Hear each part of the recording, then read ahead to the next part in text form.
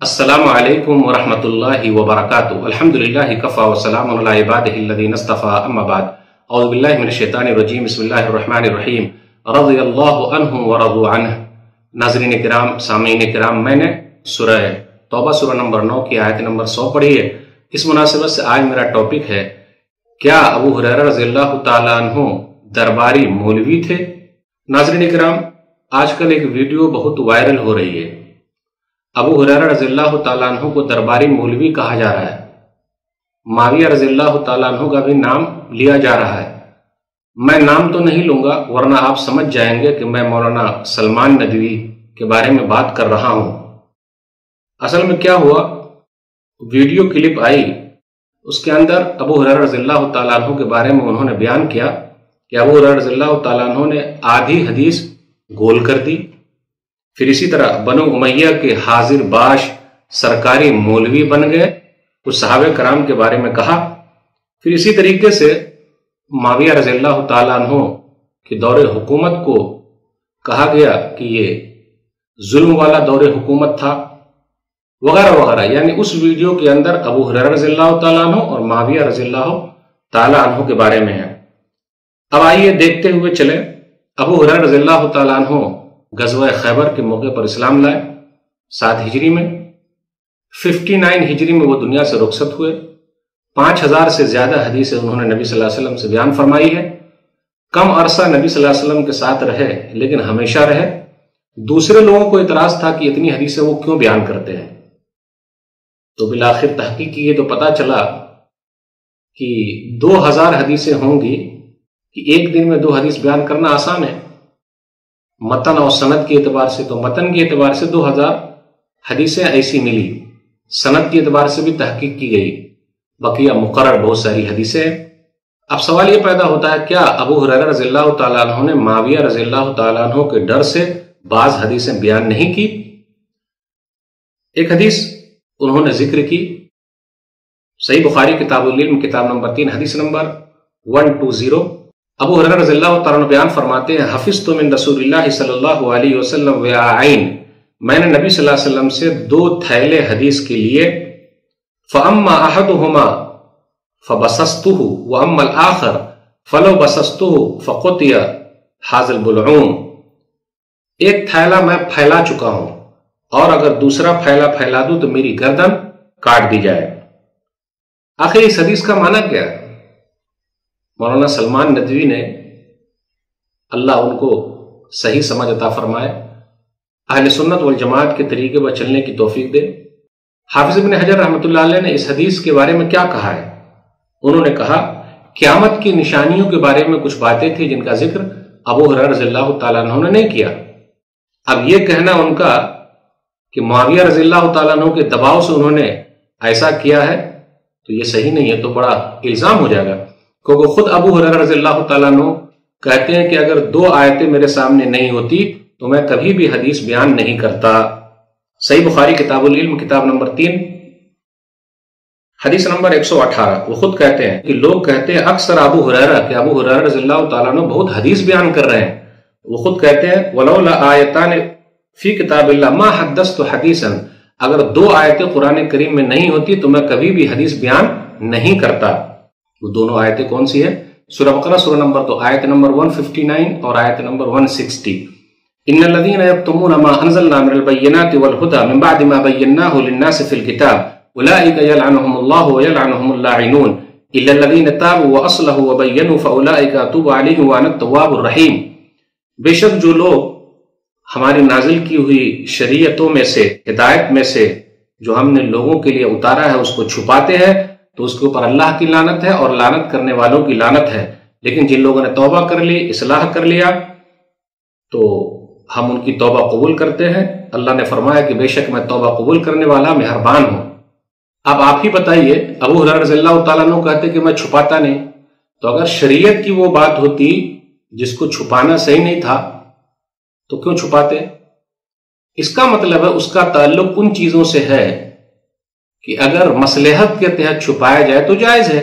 یاد رکھیے گا، ہم اہل سنت والجماعت آل رسول یعنی اہل بیت سے محبت کرتے ہیں، ہم اہل سنت والجماعت اصحاب رسول نبی صلی اللہ علیہ وسلم کے تمام صحابہ کرام سے محبت کرتے ہیں. تمام صحابہ سے محبت ہی اصل چیز ہے. تمام صحابہ کرام سے محبت ایمان کی نشانی ہے. صحابہ کرام پر تنقید یا کسی ایک صحابی کی تحقیر کرنا یہ کفر، نفاق اور سرکشی کی نشانی ہے. امام طحاوی رحمۃ اللہ علیہ ذکر کرتے ہیں عقیدہ طحاویہ صفحہ نمبر 467 میں، وَنُحِبُّ أَصْحَابَ رَسُولِ اللَّهِ صلی اللہ علیہ وسلم وَلَا نُفَرِّطُ فِي حُبِّ أَحَدٍ مِّنْهُمْ وَلَا نَتَبَرَّأُ مِنْ أَحَدٍ مِّنْهُمْ وَنُبْغِضُ مَن يُبْغِضُهُمْ وَبِغَيْرِ الْخَيْرِ يَذْكُرُهُمْ وَلَا نَذْكُرُهُمْ إِلَّا بِخَيْرٍ وَحُبُّهُمْ دِينٌ وَإِيمَانٌ وَإِحْسَانٌ وَبُغْضُهُمْ كُفْرٌ وَنِفَاقٌ وَطُغْيَانٌ. ترجمہ سنیے، غور سے سنیے. ہم تمام صحابہ کرام سے محبت کرتے ہیں، ان میں سے کسی ایک کی محبت میں بھی ہم حد سے آگے نہیں بڑھتے، نہ ان میں سے کسی ایک سے برات کا اظہار کرتے ہیں. جو ان سے بغض رکھے یا ان کا تذکرہ خیر کے ساتھ نہ کرے، بھلائی کے ساتھ نہ کرے، ہم ان سے بھی بغض رکھتے ہیں. ہم ان تمام صحابہ کا تذکرہ خیر کے ساتھ ہی کرتے ہیں. وہ صحابہ کرام ایسے ہیں کہ ان کی محبت ہمارا دین ہے، ہمارا ایمان ہے، اور احسان ایمان کا اعلیٰ درجہ ہے. اور صحابہ کرام سے بغض رکھنا یہ کفر ہے، نفاق ہے اور سرکشی ہے. کسی ایک صحابی کو بھی ہم اور آپ ادھر ادھر نہیں کر سکتے، کسی ایک صحابی کے خلاف بھی بول نہیں سکتے. ایک آدمی امام احمد بن حنبل رحمہ اللہ کے پاس آیا اور اس نے ذکر کیا ذیل طبقات الحنابلہ جلد نمبر 1 صفحہ نمبر 53 کہ عمر بن عبدالعزیز رحمۃ اللہ علیہ معاویہ رضی اللہ تعالیٰ عنہ سے افضل ہے. تو کیا کہا امام احمد بن حنبل رحمۃ اللہ علیہ کہ جس نے بھی معاویہ رضی اللہ تعالیٰ عنہ سے افضل ان کو مانا، اب ان کے ساتھ کیا کیا جائے، ایسے آدمی کے ساتھ کیا کرنا ہے؟ امام احمد بن حنبل رحمۃ اللہ علیہ نے کہا لا تجالسہ ولا تعاقلہ ولا تشاربہ واذا مرض فلا تعدہ. ان کا بائیکاٹ کرو، کھانا پینا اٹھنا بیٹھنا اس کے ساتھ چھوڑ دو، جب وہ بیمار پڑے تو اس کی بیمار پرسی نہ کرو. مومن آدمی ابو ہریرہ رضی اللہ تعالیٰ عنہ سے محبت کرتا ہے. حدیث کے اندر آیا صحیح مسلم کتاب و فضائل الصحابہ حدیث نمبر 2491، نبی صلی اللہ علیہ وسلم نے دعا فرما دی ہے اللہم حبب عبیدک ھذا و امہ الی عبادک المؤمنین وحبب الیہم المؤمنین. اے اللہ تو اپنے بندے ابو ہریرہ کو اور ان کی ماں کو مومنوں کے دلوں میں محبوب بنا دے، اور ان لوگوں کے دلوں میں بھی مومنوں کی محبت بھر دے. خود ابو ہریرہ رضی اللہ تعالیٰ عنہ کہتے ہیں فما خلق مؤمن يسمع بی ولا يرانی الا احبنی. کوئی بھی مومن میرے بارے میں سنا اور مجھے دیکھا لیکن اس نے مجھ سے محبت کی. یعنی جو بھی مومن ہے جس نے مجھ کو دیکھا ہے، میرے بارے میں سنا، وہ مجھ سے محبت کرتا ہے. امام احمد بن حنبل رحمۃ اللہ علیہ نے کیا فرمایا کہ اگر کوئی کسی صحابی پر الزام لگائے تو خود اس کے اسلام کو تم غلط سمجھو. البدایہ والنہایہ جلد نمبر 8 صفحہ نمبر 139 اذا رأيت رجلا يذكر احدا من الصحابہ بسوء فاتهمه على الاسلام. جب تم کسی کو دیکھو کہ وہ کسی بھی صحابی کی برائی کر رہا ہے تو سیدھے اس کے اسلام پر ہی سوالیہ نشان لگا دو. ہم اہل سنت والجماعت فضیلت کا معیار وہی رکھتے ہیں جو خلافت کی ترتیب ہے. ترتیبہم فی الفضل کا ترتیبہم فی الخلافہ. امام شافعی رحمۃ اللہ علیہ کہتے جامع بیان العلم و فضلہ جلد نمبر 2 صفحہ نمبر 1173 اور 2321 اقول فی الخلافہ والتفضیل بابی بکر و عمر و عثمان و علی رضی اللہ عنہم. صحابہ بھی آپس میں اسی ترتیب سے فضیلت دیتے تھے. صحیح بخاری کتاب و فضائل صحابہ النبی حدیث نمبر 3655.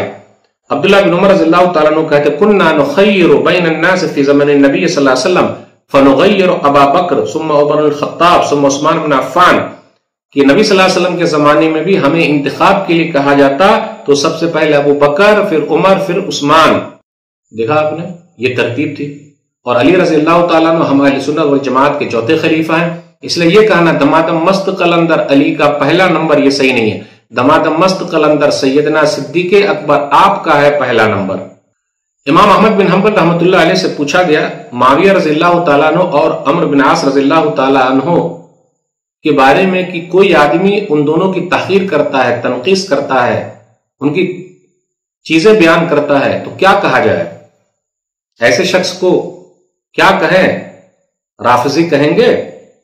انہوں نے فرمایا انہو لم یجتری علیہما الا ولہ خبیئۃ سوء، ان دونوں کے معاملے میں جرت وہی کرے گا، یعنی معاویہ رضی اللہ تعالیٰ عنہ اور عمرو بن عاص رضی اللہ تعالیٰ عنہ کے بارے میں جرت وہی کرے گا جس کے دل میں کھوٹ ہو۔ تو معاویہ رضی اللہ تعالیٰ عنہ کے خلاف جو بھی بولتا ہے اس کے دل میں کھوٹ ہے۔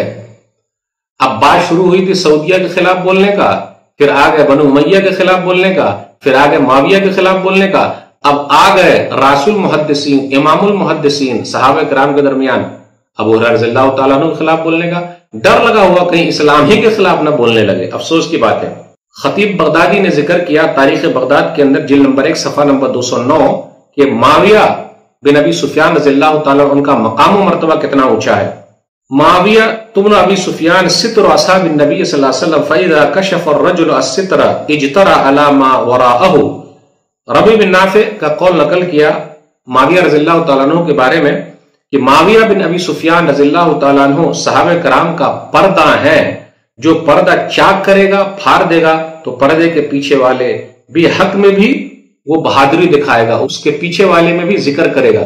تو معاویہ رضی اللہ تعالیٰ عنہ ہی اہم ہے، جہاں اس میں گھسے مسئلہ اور گڑبڑ ہو جائے گا۔ عبداللہ بن مبارک رضی اللہ تعالیٰ عنہ معاویہ رضی اللہ تعالیٰ عنہ کے بارے میں کیا کہا؟ البدایہ والنہایہ جلد نمبر 8 صفحہ نمبر 139 معاویۃ عندنا محنۃ فمن رأیناہ ینظر الی معاویہ شزرا اتہمناہ علی القوم آنی علی اصحاب محمد صلی اللہ علیہ وسلم۔ معاویہ رضی اللہ تعالیٰ عنہ ہمارے نزدیک حب صحابہ کرام سے محبت کا معیار ہے۔ جب کسی کو ان کی طرف ترچھی نظر سے دیکھتے ہوئے پاؤ تو سمجھ جانا سارے صحابہ کے معاملے میں ایسا ہی تہمت والی بات کی جائے گی۔ دیکھا آپ نے میرے بھائیو، اس لیے یاد رکھیے گا صحابہ کرام سے محبت ایمان کی نشانی ہے۔ صحابہ کرام کی تحقیر کرنا یہ کفر، نفاق اور فسق کی نشانی ہے۔ اللہ ہم سب کو صحیح سمجھ عطا فرمائے۔ ابو ہریرہ رضی اللہ تعالیٰ عنہ درباری مولوی نہیں تھے۔ معاویہ رضی اللہ تعالیٰ عنہ کے بارے میں ہم کسی طریقے سے کوئی بھی چیز برداشت نہیں کر سکتے۔ علی رضی اللہ تعالیٰ عنہ سے ہمیں محبت ہے، اہل بیت سے ہمیں محبت ہے، اصحاب رسول صلی اللہ علیہ وسلم سے محبت ہے۔ کسی بھی صحابی کے خلاف ہم کچھ بھی سننے کے لیے تیار نہیں ہیں۔ ہم علی والے ہیں، ہم ولی والے ہیں، ہم تمام صحابہ کرام والے ہیں۔ کسی ایک صحابی کے خلاف کوئی بھی بولے گا ہم سب سے پہلے اٹھیں گے۔ دعا کرتے ہیں کہ اللہ صحابہ کرام کی جو محبت ہے ہمارے دلوں میں بھر دے۔ جو نہیں سمجھ پا رہے ہیں اللہ تعالیٰ ان کو صحیح سمجھ عطا فرمائے۔ آمین۔ والسلام علیکم ورحمۃ اللہ وبرکاتہ۔